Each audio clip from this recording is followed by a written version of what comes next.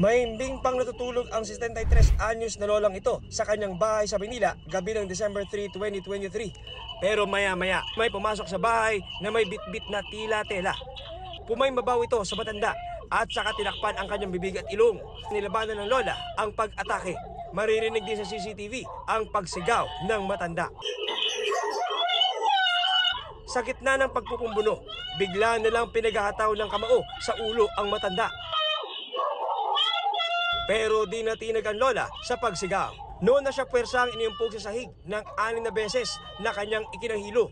Saka naman tumayo ang suspect at kinuha ang pouch ng lola na naglalaman ng pera, alahas at cellphone bago sumibat. Lumabas sa investigasyon na mismong apo ng matanda ang mga nasa likod ng pananakit at panluloob. 22 anyos lang daw ang babaeng umatake sa lola. Naaresto na siya sa Aurora Province.